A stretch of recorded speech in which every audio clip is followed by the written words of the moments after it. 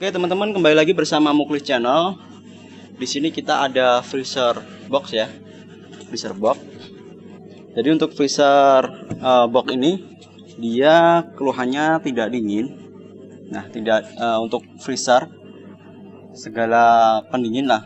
Nah, itu kalau tidak dingin itu ada beberapa kemungkinan. Yang pertama bisa dari kompresornya rusak, atau mungkin ada kebuntuan freon, ataupun ada kebocoran freon. Jadi yang sering terjadi itu 3 faktor itu ya teman-teman. Jadi langkah pertama pasti ya kita harus cek terlebih dahulu kompresor nyala atau tidak, di pipa-pipanya dia hangat atau tidak. Kita akan cek terlebih dahulu. Oke? Jadi seperti apa video pengecekan dan perbaikannya? Simak aja terus videonya sampai selesai. Sebelum lanjut ke videonya, jangan lupa klik tombol like dan juga subscribe ya teman-teman. Oke, terima kasih. Jadi pertama kita lepas dulu ya covernya. Cover dari si kompresornya kita buka. Oke teman-teman, jadi untuk covernya sudah kita lepas. Jadi untuk mengetahui bocor atau buntu itu gampang ya, seperti biasa. Jadi kita lepas pipa segelnya, pipa pengisian freonnya. Kalau di situ terdapat banyak freonnya, berarti dia buntu. Cuman kalau freonnya sedikit, berarti dia bocor. Oke, kita lepas terlebih dahulu.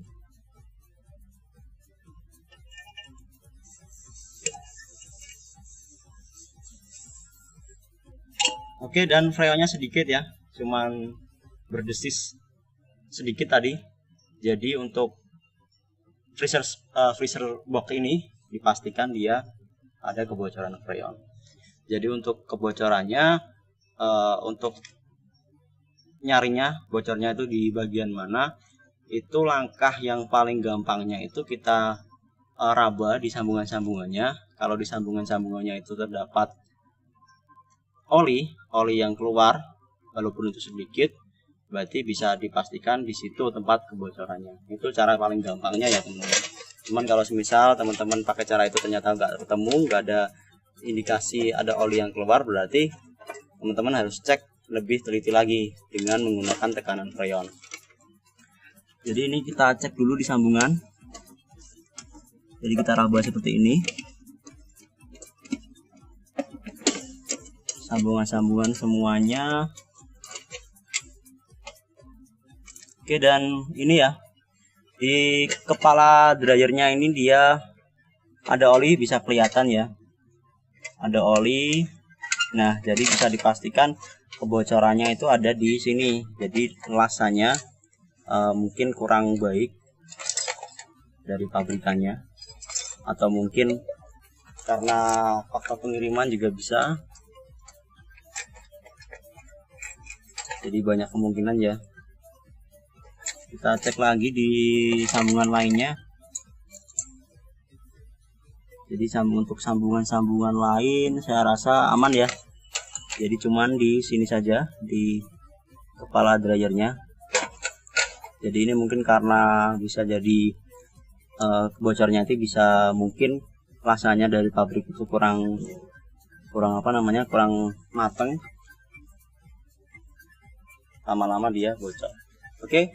Jadi langkah awal kita akan las semua sambungan-sambungannya. Jadi kan tadi bisa dilihat untuk kebocorannya kan di sini. Nah, nanti ini kita akan las ulang, kemudian yang lainnya juga akan kita las ulang di sambungan-sambungan semuanya.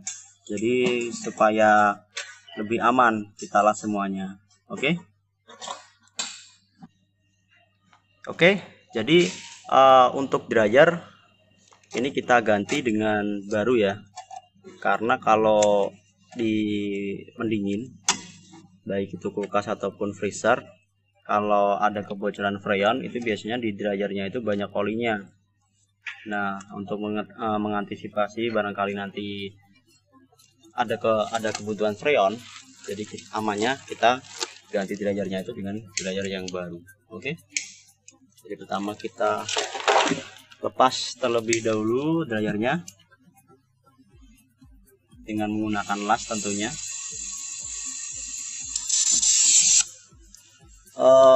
Dan tadi lupa saya juga ya.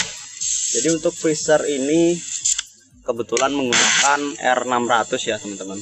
Jadi tidak menggunakan R134, menggunakan R600.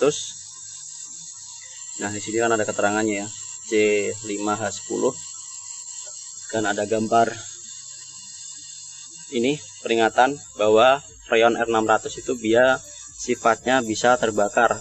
Jadi untuk perbaikannya teman-teman harus hati-hati ya. Jadi kalau perbaikan R600 hati-hati, pastikan freon sudah terbuang semuanya supaya pas dilas itu dia tidak terbakar gitu. Jadi ini setelah kita lepas dryernya, ini untuk sambungan-sambungan, baik itu di sambungan kompresor, sambungan kondensor, pipa kondensor, ini kita las semuanya ya teman-teman. Jadi supaya lebih aman, kita las ulang semuanya, jangan sampai ada yang tertinggal. Oke, jadi untuk sambungannya kita las semuanya, dan di pipa bagian yang kondensor, yang pipa besi, itu untuk pengelasannya pasti ya kita harus menggunakan bantuan boraks.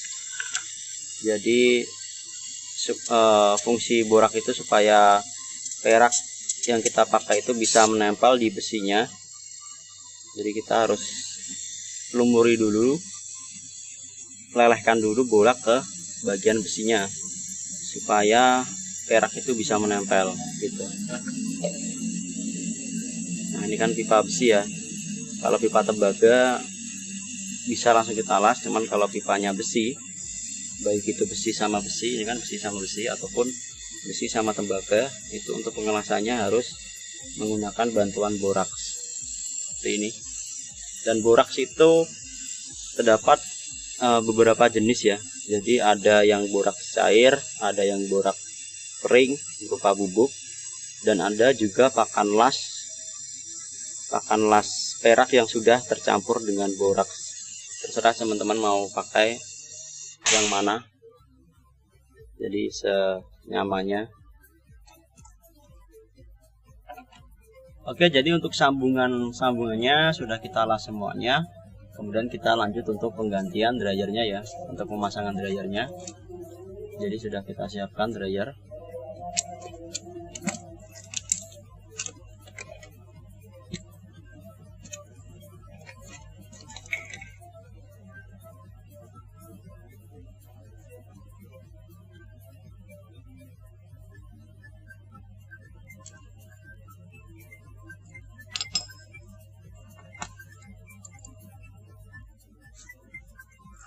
Oke, jadi karena lubang dari kapiler yang ke dryer ini dia berbeda ukurannya dengan kapilernya.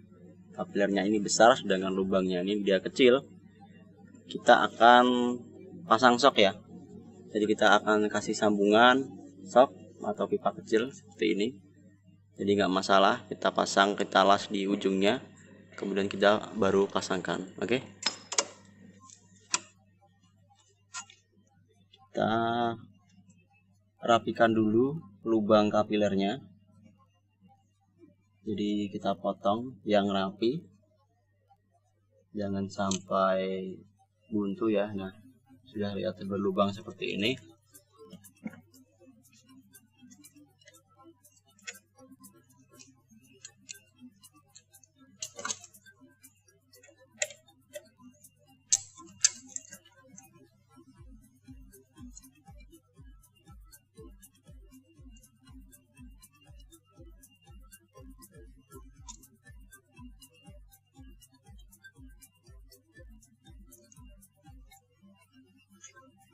Nah, kita pasang seperti ini ya teman-teman.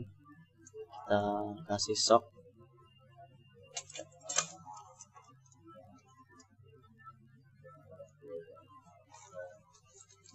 Dan seperti biasa ya, di sini kita nggak kita flashing atau kita blasting. Jadi langsung kita las semuanya, langsung kita ganti dryernya. karena di sini nggak ada kebutuhan freon, cuman bocor tadi. Kita las dulu.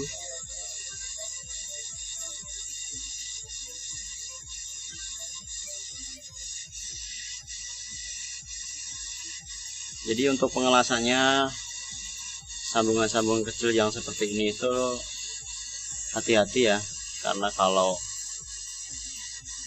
nggak hati-hati peraknya itu bisa masuk ke dalam dan nanti bisa buntu. Jadi kalau masang shock seperti ini itu usahakan hati-hati pemasangannya. Seperti biasa untuk pengelasan antara pipa besi. Nah, di sini kan dia pipa besi, sedangkan dryernya dia menggunakan tembaga.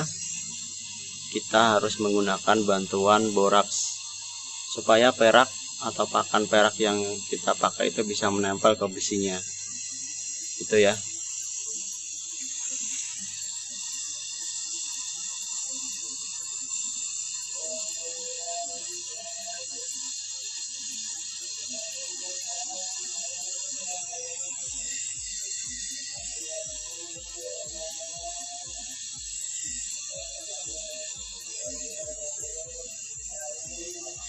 Oke, dan sudah selesai untuk pengelasan dryer dan penggantian dryer. Kemudian kita lanjut untuk pemasangan pipa isi, pipa pengisian freon.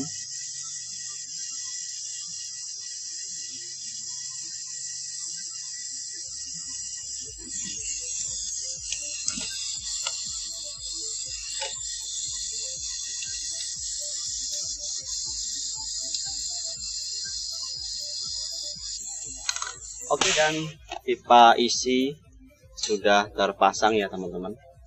Jadi kemudian kita lanjut untuk pemvakuman dan kemudian pengisian freon. Oke, dan untuk pengisian freonnya, jadi di sini kita akan uji coba ya. Uji coba, kita akan eksperimen. Ya sebenarnya sudah banyak ya di YouTube video-video yang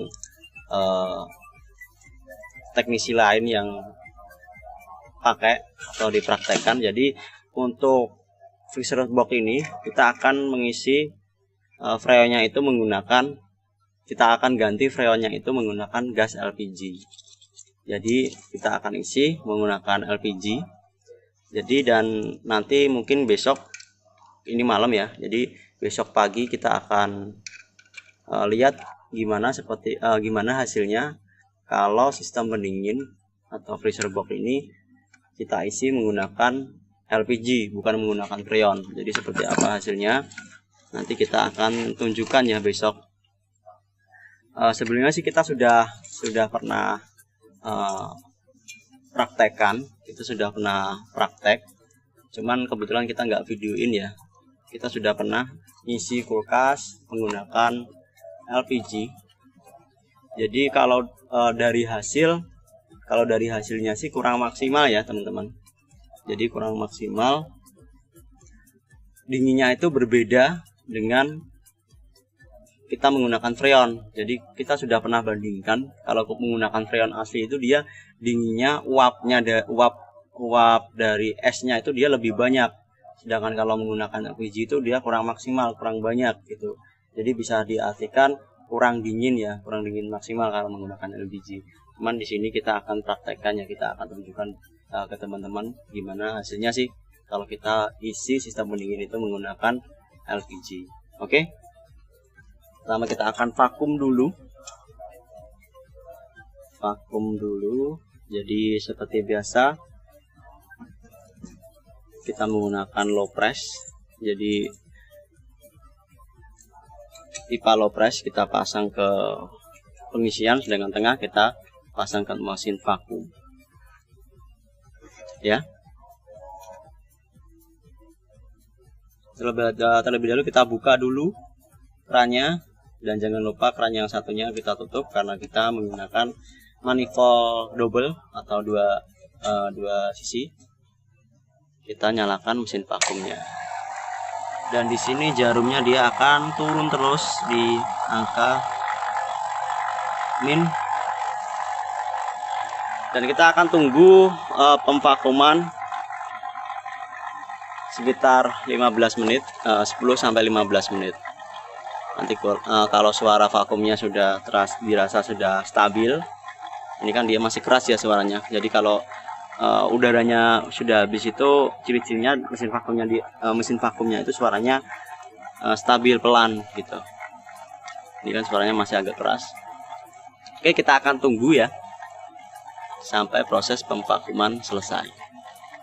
Oke teman-teman, jadi ini sudah 15 menit ya, dan mesin vakumnya suaranya sudah pelan dan stabil. Jadi kita akan lanjut untuk pengisian gas LPG-nya. Pertama kita tutup dulu.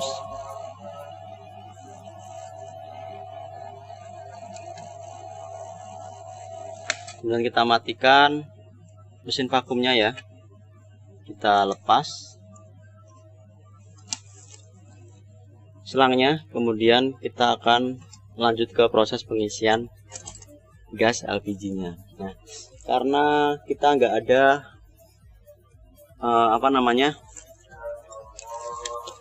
nggak ada regulator untuk pengisian LPG, jadi sebenarnya teman-teman bisa modifikasi sendiri ya. Jadi ini kita menggunakan ini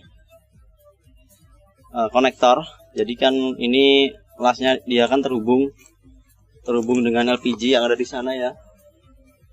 Nah, ini kita akan pasangkan konektor seperti ini yang kita buat. Kita pasang nepel.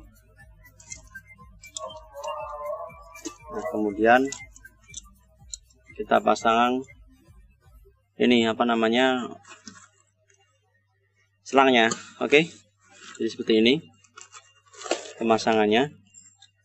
Jadi pertama kita buang dulu sisa udara yang ada di selang dengan menekan dengan dorongan ini LPG. Nah, nepelnya kan berada di sini ya teman-teman. Jadi ini kita buka.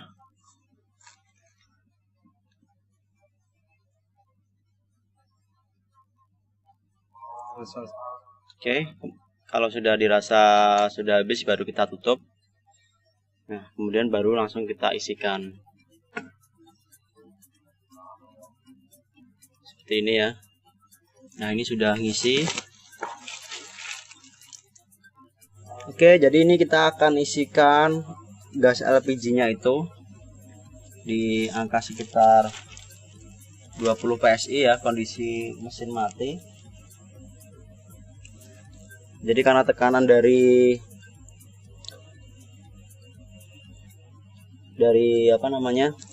LPG-nya ini pelan, karena dia menggunakan regulator LPG biasa, jadi pengisiannya agak lama. Teman-teman harus sabar ya. Kita tunggu dulu sampai kira-kira di 20 PSI atau mungkin kurang ya, kita akan sesuaikan nanti. Kita tunggu dulu. Oke, jadi ini sudah hampir 20 PSI ya. Jadi agak lama pengisiannya karena tekanannya kecil. Cuman kalau teman-teman mungkin ada punya modifikasi regulator yang langsung, yang tekanan tinggi, itu mungkin lebih cepat regulator LPG. Jadi ini kita rasa sudah cukup. Ini kita tutup. Kita tutup. Kemudian langsung kita nyalakan ya freezer box-nya dengan menancapkan kabel powernya. Oke, sudah saya tancapkan. Di sini sudah untuk kompresor sudah bekerja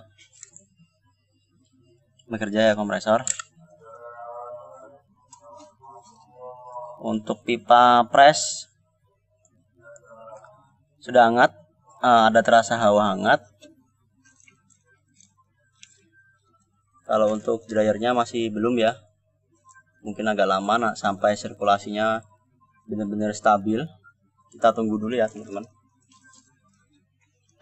Untuk tekanannya turun ke min ya, jadi ini mungkin kurang freonnya, maksudnya LPG-nya. kita tambahkan lagi, kita buka lagi ya.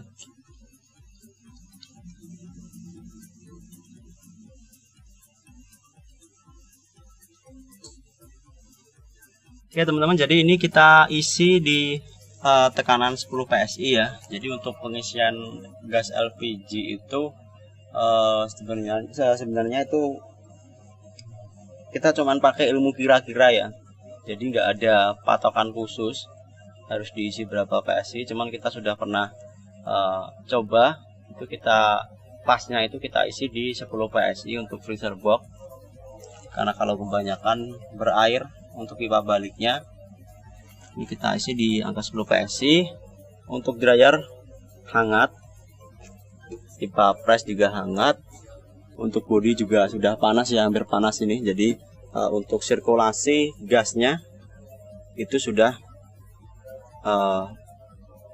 bekerja dengan baik.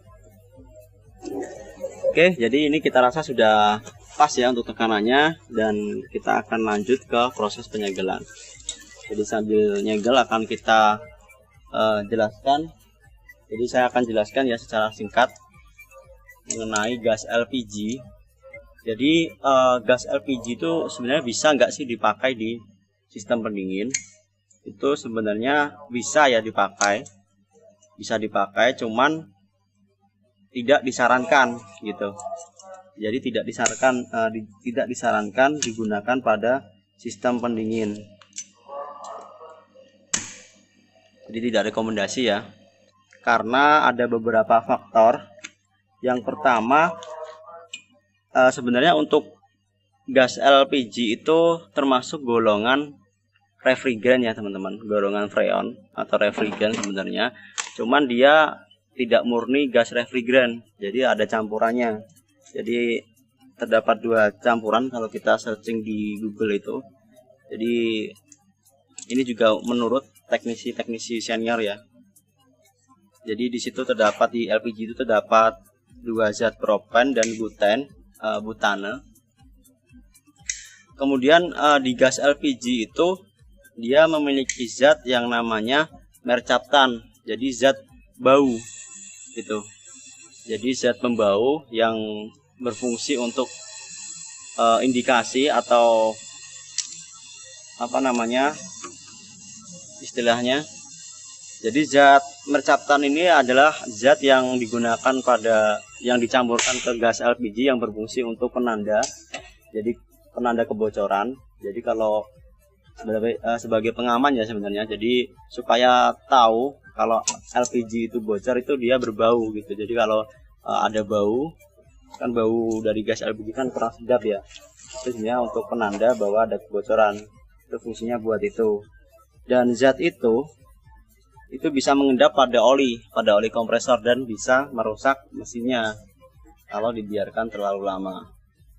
Kemudian di LPG itu juga terdapat zat hidrokarbon. Jadi zat hidrokarbon itu dia sifatnya bisa merusak karet seal.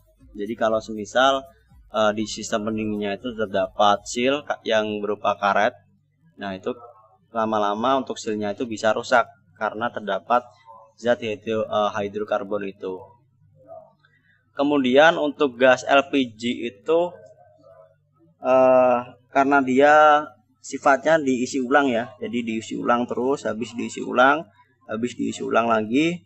Nah di pengisian itu, di distributornya itu kadang pengisiannya itu kurang baik, jadi terkontaminasi. Ada yang terkontaminasi dengan kotoran ataupun angin gitu. Jadi kotoran itu bisa menyebabkan kebuntuan freon. Dan kemudian untuk gas LPG itu tadi ya, dia ada campurannya karena bersifat nggak murni gas refrigeran, jadi refrigeran campuran. Nah itu yang menyebabkan kurang direkomendasikan. Dan kemudian untuk gas LPG itu juga pasti karena dia bahan bakar, dia sifatnya mudah terbakar ya. Jadi kalau bicara secara aman atau tidaknya gas LPG digunakan pada sistem pendingin, itu bisa saya katakan aman ya sebenarnya. selama digunakan pada sistem pendingin yang volume freonnya itu sedikit, kayak semisal kulkas ataupun freezer box ataupun freezer rack, dia kan volumenya sedikit. Jadi kalau semisal ada kebocoran nggak sampai banyak LPG yang gas LPG yang keluar gitu. Jadi nggak terlalu bahaya. Cuman beda kalau digunakan pada AC ataupun kulkas besar seperti showcase besar. Nah itu bahaya ya, karena dia banyak volumenya. Nah itu takutnya kalau volume dari volume pengisian LPG-nya itu banyak, terus ada kebocoran pipa-pipanya. Nah itu nanti bisa menyebabkan kebakaran. Jadi kesimpulannya itu, gas LPG bisa nggak digunakan pada sistem pendingin? Itu jawabannya bisa ya. Jadi bisa digunakan dengan segala kekurangannya. Jadi tidak disarankan ya sebenarnya. Jadi bisa digunakan, cuman tidak disarankan. Dan kita sudah pernah praktekin. Untuk pendinginannya itu kurang maksimal. Jadi kita bandingkan dengan unit yang sama. Kita sudah pernah bandingkan, cuman kebetulan waktu itu kita nggak videokan ya. Jadi kita bandingkan dengan unit yang diisi dengan LPG dan unit yang diisi dengan freon murni. Nah itu hasilnya beda. Yang diisi LPG itu dinginnya kurang maksimal. Jadi hasil uap pendinginnya itu kurang banyak ya, kurang maksimal.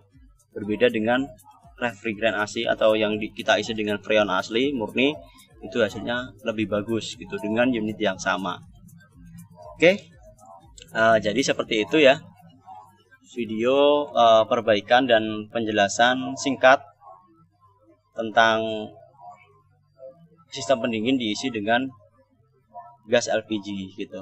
Jadi mohon maaf kalau semisal penjelasan saya mungkin berbelit-belit ataupun kurang paham ya, kurang susah dipahami. Dan mohon maaf. Oke, jadi seperti itu videonya. Barangkali teman-teman suka dengan video ini, teman-teman bisa like, dan barangkali video ini bermanfaat, teman-teman bisa share video ini.